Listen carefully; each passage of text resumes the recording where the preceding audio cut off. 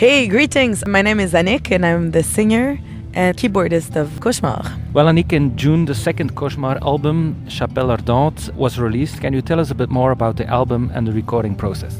The album was recorded about a year ago. It was recorded in the summer, and it's actually our drummer Xavier that recorded it in a cottage in the countryside of Quebec. It took a week to record, and we installed everything in like a big wooden cottage. Sometimes for breaks we'd go swimming, and it was really, really nice recording progress. Our bassist, at the end of the recording session, he said, hey, did you guys notice I was high on acid the whole time? It was really a strange, funny situation. And also we recorded some pipe organ from like a real church on the album. So we put like mics inside a church and added some organ. How does the songwriting process work? Do you write all the lyrics? Do you write some of the music yourself? Is it the bass player most of the time, or? In CAUCHEMAR we have like quite a strange way of writing songs. It's mostly me and François, the guitar player, that writes everything. We both write each half the lyrics. So I write like half the album, the lyrics. He writes the other half. And we write all the music together. So sometimes he comes up with a riff and I tell him, oh, this is great. Oh no, this one is shit.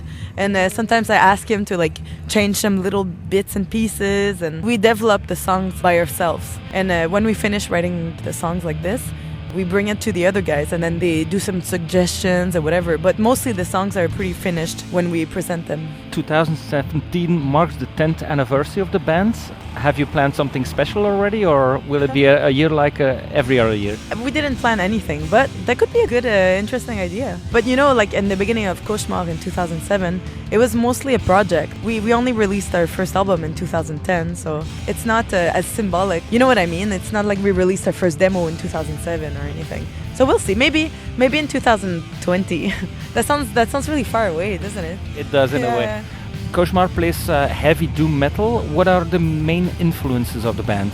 We often say that our main influences are Black Sabbath and Judas Priest, but we're also influenced by a million other things, mostly French heavy metal, Motorhead, psych, prog, folk, English folk, all sorts of things. We have like a lot of broad influences in the band, but mostly Sabbath and Priest. In a way, I'm surprised that you mentioned French metal, because, you know, Belgium, we're like 15 miles or 15 kilometers from the frontier, from the border with France, but the French metal scene is not that big, or is not considered in Belgium so important. I know that you're a French-speaking band in a way, your lyrics are in French. Is that the reason why you mentioned French metal? Yeah, well, actually, the French heavy metal scene was really huge back in the 80s. Bands like Trust and something like that? There was a Sortilège, H-Bomb, Vulcain, Killers, Blasphème. I couldn't name you. There's like fucking like 20, 30 bands. It's just like unlimited.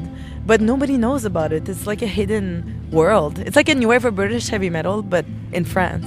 But anyway, we started the band because we wanted to play music that sounds good in French, and which is like completely impossible to find in Canada, in the French part of Canada. Like French heavy metal is a huge influence for that. You started the Chalice and the Blade tour mid-October, have 3 more dates left. How has the tour been so far? The tour has been really good. It's actually our best tour so far. I always dreamed of playing like super tight with like so much chemistry in the band, and we've reached a level that we never were able to reach before. Some shows were like completely insane, like in France, in Avignon. We played like a outlaw motorcycle club. So we were playing like in front of a bunch of like bandidos, bikers. I saw something on YouTube already, yeah. That show was Weren't you scared or something? No. The bikers are really cool. They're a little bit like metalheads in some way, except they kill people. And they're perhaps a bit more sexist, no? No. Not at all. They were really kind to me. They were worried that I was drinking too much a little bit. They're like, oh, please, you have to play your show tonight. Don't drink so much. But, you know, I told them I'm a professional. Okay. Is there a big difference for a band like CAUCHEMAR between touring in Canada and Europe? I imagine with the distances being a lot farther in Canada or the States, the crowds perhaps? It depends, because we've done some really big distances in Europe as well. But mostly the difference is that in Europe, the promoters, they have like a culture of hosting the bands, which is really different than in North America. Bands over here, they feed the bands dinner. They find a place to stay for the bands, or they give them a hotel room and they give them breakfast. It really feels like we're being like hosted by like a friend or whatever in Europe. But in North America, like, promoters don't have that culture. Maybe it's gonna come eventually, but for now, there's a lot of education to be done in that sense. But the distances are pretty much the same, because in Canada, like, there's like a circuit you can do that is like 2 to 3 hours in between each city. So I was in Montreal a couple of years ago, and I remember that there were a lot of concerts going on. How is the Montreal or Quebec metal scene for the moment? Can you recommend some local bands, perhaps? Oh yeah, the scene over in Montreal is absolutely insane. There's some concerts, like just a few months ago I saw like Archgoat play on a Monday night in front of 150 people. It's really insane. There's concerts, like 2-3 concerts per week, and everyone comes out all the time, and they're wild. People, like, there's a lot of passion. Bands often compare like playing in Montreal like in South America, or like back in the 80s or something like that. So for bands, I would suggest I'm like a really big fan of Metallian, which is like the Canadian Judas Priest, and our bassist actually plays bass in Metallian also. They played Keep It True this year, and they're amazing. They're like the fucking most amazing band live. Do you know them? Yeah. Yeah, you saw them? Yeah. I didn't saw them, but I checked them out on YouTube, and I have listened to some of their stuff. Oh, they're amazing. And other bands, there's many other bands. Our drummer plays in Gevura, which is black metal, and they're really good. They're starting to make a name for them now. There's other bands, but I'm not thinking about them now. If you could pick 2 bands to go on tour with, you being a headliner or opener, who would you pick? I'd love to tour with St. Vitus.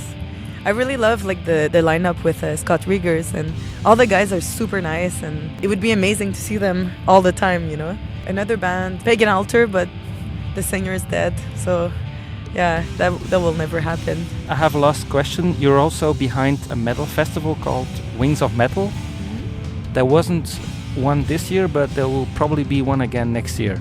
Yeah, absolutely. I took a break this year because of releasing the new CAUCHEMAR album and organizing the whole tour and touring, It takes about a year to organize the festival for me, because I do it pretty much by myself. So that's why I took a break for a year. But next year is definitely going to happen. It's going to be in the weekend of 7th and 8th of September. So you guys should come and check it out. I really love the festival. The vibe there is like extraordinary. Then it does matter where you, the heaviest choke.